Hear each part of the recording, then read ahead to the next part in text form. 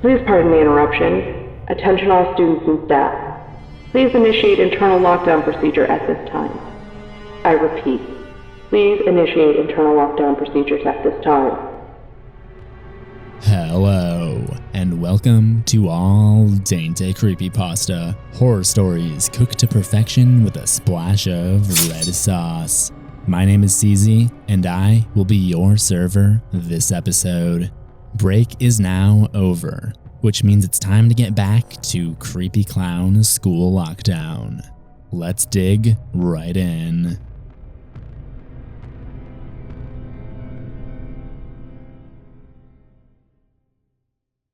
I had been waiting all year for the floor hockey unit in gym. This year, I was out for blood. There's this kid at my school, Callum, who thinks he's just the greatest thing that ever happened to any of us. He plays on a traveling ice hockey team, so every year when we get to the hockey unit, he single-handedly outclasses everyone. But that's not enough for Callum. Oh no, he has to show off, use all his fancy little tricks. His team wins every single game and he makes it look easy, like he's not even interested in trying.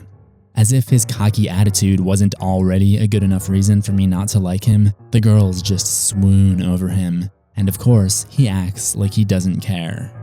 Well, me and my friend Gio got tired of being effortlessly shown up by this pretty boy, so we've been practicing in his driveway just about every free day we get.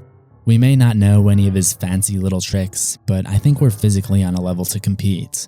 To add motivation, there's a girl I like named Kelsey in our gym class, so I couldn't afford to be embarrassed by Callum if I go all out. On our first day of floor hockey, we were broken up into 8 teams.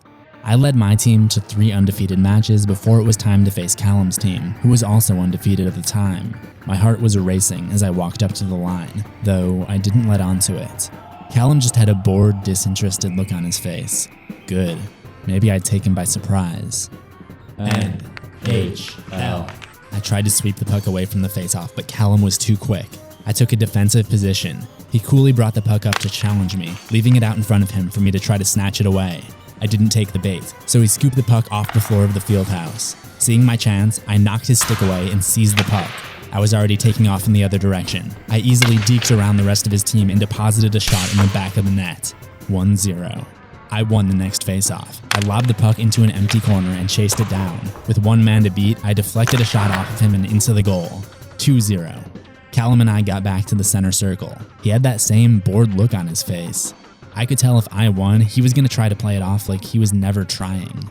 But he and I, and Kelsey for that matter, knew he had gone undefeated in the other matches. Plus, I had one more trick up my sleeve to really put him in his place. I won the face-off again, and this time I went straight for Callum and challenged him directly. Suddenly, he looked surprised. Without looking down, I sent the puck between his legs and dashed around the side of him. As the puck got by him and safely into my possession, I couldn't help but crack a little bit of a smile, with nothing but an open path to the goal. That's when I felt something hook my legs and I went crashing down onto my face as the puck slid away into the corner. Callum. He had reached back with his stick and intentionally taken me out. Going face first into the ground and slamming down my knee hurt, but I could take that. But hearing Callum's cocky, defiant oops and seeing Kelsey unable to stop her mouth from falling open in laughter set me over. Ears burning, I got to my feet. Forgetting about the puck, the game, and where I was, I socked Callum straight in the jaw. Before he could retaliate, our gym teacher had yanked me away from the game and his face was red as he screamed in my face. I didn't hear any of it. My mind was still racing with anger. I found myself sitting outside the athletic office before I'd started to calm down. Callum was sitting on the far side of the room. I should have been happy that he was getting punished too, but he had this dumb smirk on his face. Somehow I knew my parents were going to be a lot more upset than his when this was all said and done. We sat in silence for a few minutes, and an announcement came over the intercom. Please pardon the interruption. Attention all students and staff. Please initiate internal lockdown procedure at this time. Now, normally I wouldn't have cared to participate in a lockdown drill, but there was something about this. Maybe that little hint of tremble in the principal's voice.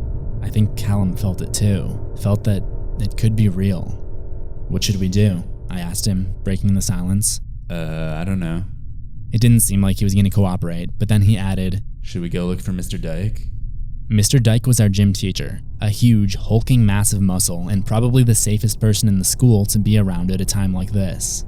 I told Callum okay, and we headed back into the halls by the locker room. All of the lights had been shut off, so the only source of light was coming from the door at our end of the hall. All the way on the opposite end, there's a closet. The door was open and someone was standing inside, facing the inside of the closet. Callum looked like he was about to call out, but I threw my hand up as if to say, hold on. He froze and eyed me. I wanted to make sure that we weren't about to willingly give ourselves up to the intruder. We quietly walked in to get a better look and see if we knew whoever was standing there. As my eyes adjusted to the dark and as we got a little bit closer, the person started to take shape. The figure had wide shoulders, big ears, and short hair. It was Mr. Dyke, our teacher, only he was just staring into a dark closet, shoulders shaking, no, trembling. Something was off. Mr. Dyke, I called out. We didn't know what to do. Where should we... But I trailed off when I realized that he was not listening. He was just, petrified at the opening of the equipment closet. His whole body was trembling. He was breathing loudly and he was whimpering. Mr. Dyke, are you okay? No response. He didn't even acknowledge us. What the hell? Come on, we need to go find another teacher. We ran around the corner into the hall that leads into the field house. One of the double doors leading into the gym was cracked open just slightly, and I could see that the lights were off in there as well, other than this faint orange glow. Watch out. There was some shattered glass on the floor. I looked up to find someone had broken the glass cases next to the fire alarm and removed the fire extinguisher and axe. Yeah, it's an old school. My heart dropped into my stomach. This meant either one of two things. One, that the threat was nearby and recently broke in and retrieved the axe.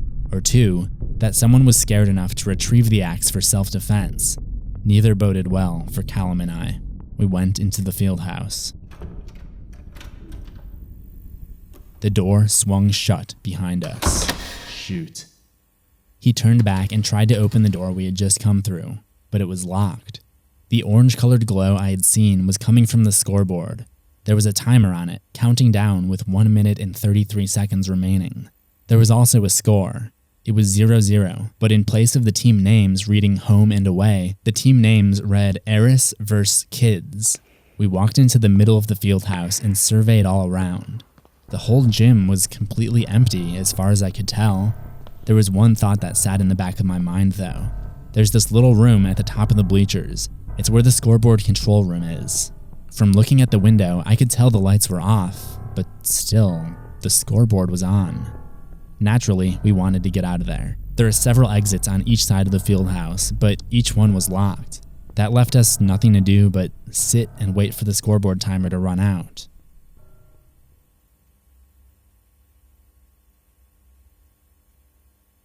The shot clock buzzer blasted out our eardrums as an insane, I can't even describe the horror, crazy clown crashed up against the scoreboard room window with a violent force. This clown had a wild smile unlike anything I had ever seen. The sound of that buzzer may have hit me hard, but the feeling of despair when I laid eyes on that clown, that monstrous sight, hit me 10 times harder. A crackle came over the announcer speakers and circus music, no, I am not making this up, distorted, broken-sounding circus music started playing.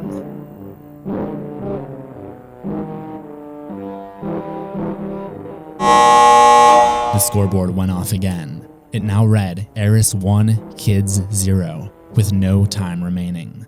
The door of the scoreboard room raucously flew open, and the clown, now holding an axe, marched its big shoes into the doorway, the most devilish grin on its face. The clown bounded down the bleachers towards us, laughing hysterically as he did so.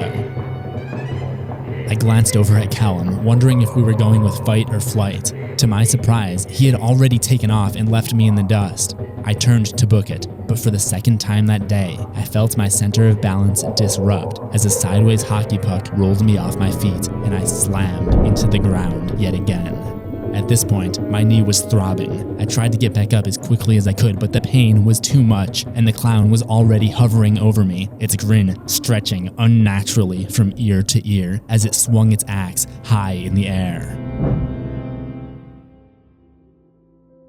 In those final moments, I found myself thinking of some of my best and worst memories.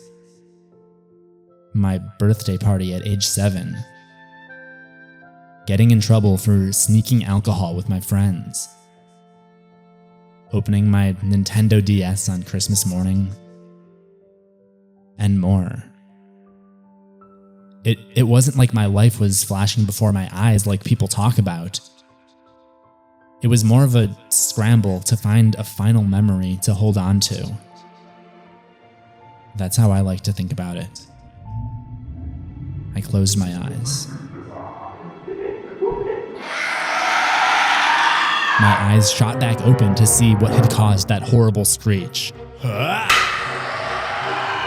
The clown had somehow been knocked back by something. I looked up. It was Callum. He was holding a hockey stick with the blade turned away, using the butt end like a spear. He jabbed at the clown's face, knocking it back. Get back!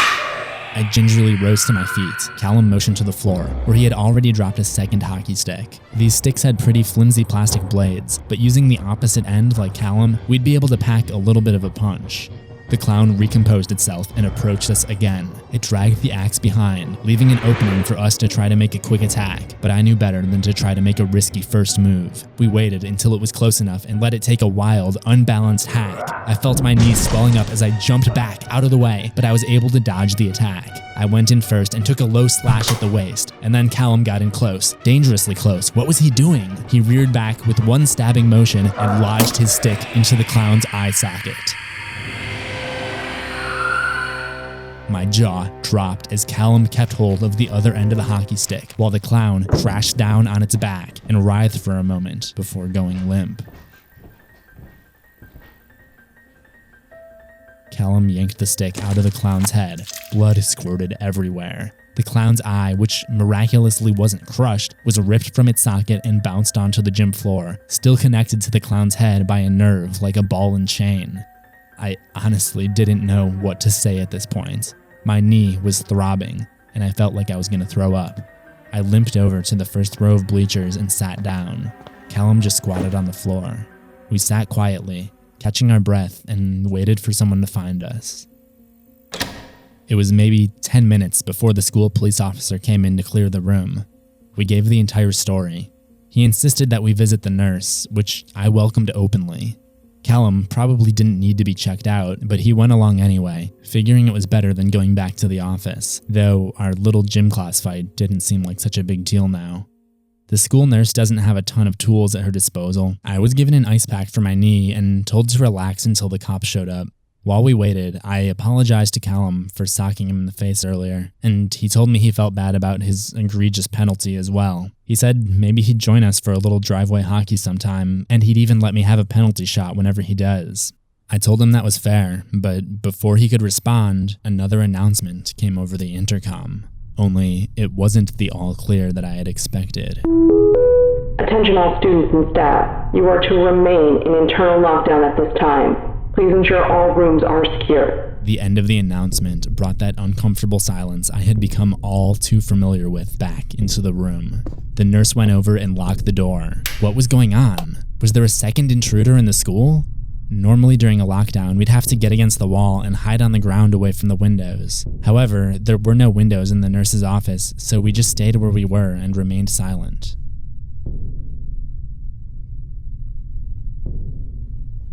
There were footsteps approaching down the hall. I heard echoed screams coming from another classroom. At least this time, we were behind a locked door. The steps continued to approach until they stopped in front of our door. I held my breath. The person outside gave a hard tug on our doorknob. It seemed like forever, but realistically, it was a few more seconds until the footsteps continued down the hall onto the next room. I let out a sigh of relief. About 30 minutes later, we would find out the reason for that second announcement from the police chief who came to visit us at the nurse's office. After the school police officer sent us on our way, he investigated the clown, who appeared to be dead. He then got word that the SWAT team had arrived and went back to go touch base with them. When they returned to the field house and turned on the lights, the body of the clown was no longer there. At that point, they made the second announcement, making sure students and teachers did not think that it was safe to come out of the lockdown procedures. They had to re-clear every single room. Then, after a meeting with the administration staff, they finally decided that they'd done everything they could do and finally gave the all clear. There had been a couple of other clown attacks at schools over the last couple of years, so Callum and I were questioned heavily about the incident. However, as you can imagine, there were moments that caused them to roll their eyes. They clearly didn't believe some of the more outlandish details. I'm afraid that may have caused the validity of our accounts to be thrown into question, but everything in this story is the truth, and I've got Callum to back me up on that. But I let them know not to just take our word for it. Go find those hockey sticks that we used to fend off the clown, I told them. Of course, they had already taken those in for evidence. There was just one problem. Sometime over the next couple weeks, they ran tests on the DNA left behind on the sticks, which matched the DNA of someone who had been in a high-security prison since 2016 and was still there today. Obviously, I didn't know how this was possible, and they were coming at me like I had planted this guy's DNA there, like this whole ordeal was some stupid prank we had pulled. I couldn't believe the way that they were talking to me. So that was pretty much the end of that, but unfortunately, it wasn't the end of this nightmare. There is one kind of cool thing about being the victim of a lockdown attack. It got me a lot of attention at school. For the next 2 weeks, everyone wanted to hear my story. So let's just say I got pretty good at retelling my dramatic account for any of the cute girls who asked me about it. Unfortunately, I was never able to score that date with Kelsey from gym class, but I had no shortage of female attention. One night, I was walking home this girl. I think her name was Ashley. We were walking because I didn't have my license yet. We walked by this alley, and out of the corner of my eye, I see someone standing there, staring down the alley. Now, this next part happened pretty fast, and I'm still a little bit unsure about it. I turned my head, and just before we walked past the alley, I catch a brief glimpse of the clown. The clown from that day, just standing in the alley, one eye staring at me, the other eye just hanging down out of its socket. My heart flipped. This can't be happening. It was over. Ashley, or whatever her name was, stopped walking and asked me if I was okay. I looked back and it was just an empty alley. Nowhere to even hide. What was going on? Was my mind playing tricks on me? Is this what PTSD is like? I asked her if she saw anything, and she said no, but she was standing on the other side of me. She couldn't have. Not wanting to look like a pussy in front of my date, I acted as if I'd shrugged it off and changed the subject. But for the rest of that night, I couldn't get the sound of that clown's laughter out of my head. In fact, I really can't say with certainty that I ever will.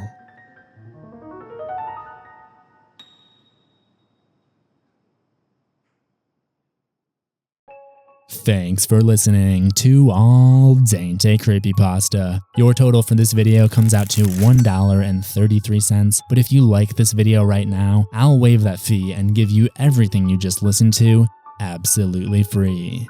Guest narrators today include After Dark Analysis, and the music was scored by OST Maker. Today's video is brought to you by the CZsWorld merch store, where you can pick up the new My Life is a Horror Movie merch. Check out these videos for other creepy clown school lockdown incidents, and remember to subscribe to CZsWorld for new horrors every week. Ring that death bell for notifications, and I'll see you in the next one. Assuming we both survive.